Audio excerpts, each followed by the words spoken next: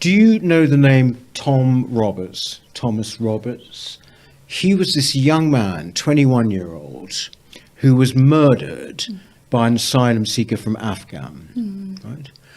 And basically, it then emerged, it was a case just a while ago, it then emerged that this guy, right, who came into the country, came in claiming to be a 14-year-old, right, and was put into a school in Bournemouth. Is it familiar now, right?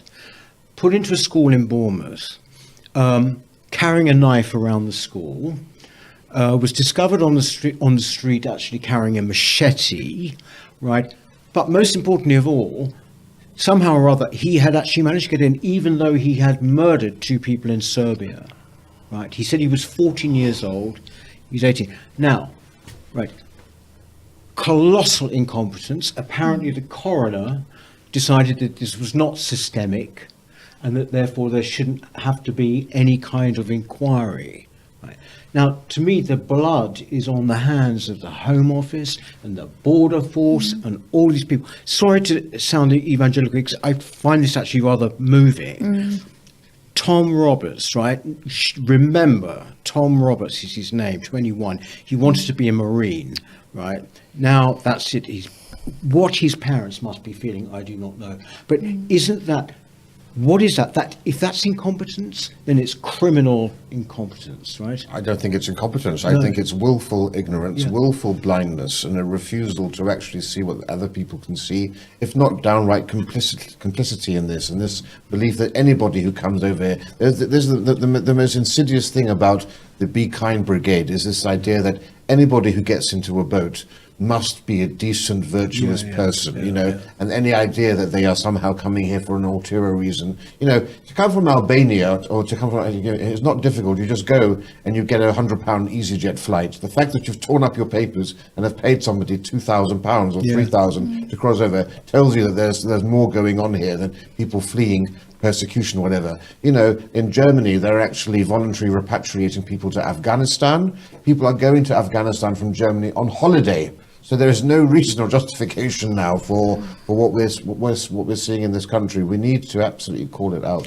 for what it is. As well, that you mentioned that they sort of, what some people now call suicidal empathy, when they see people on the boats. But I think it actually goes a bit beyond that. It's actually a preferred kind of approach, which is to automatically think that the outsider is right and is better than us. That story is always actually going to be championed as opposed to ours, for want of a better expression. And that carries some kind of moral status that you're sort of humbling yourself in the face of the other, and that has a kind of morality to it. I think that's the kind of, that's where it comes from. But I think they're just covering their ears in relation to the just extraordinary evidence that this is destroying people's lives. But they just do not want to hear it. You are seeing some people who are on the kind of more centre left now making these arguments.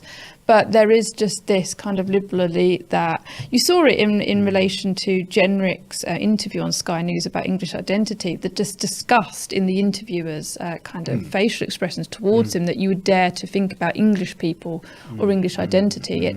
There's something so deep in people that it's kind of, they've almost been brainwashed to see a certain group of people as good and a certain group of people as bad, and that it has a superiority or a sophisticated, it's seen as a low sophisticated argument, it's low status argument to point out the downsides of immigration.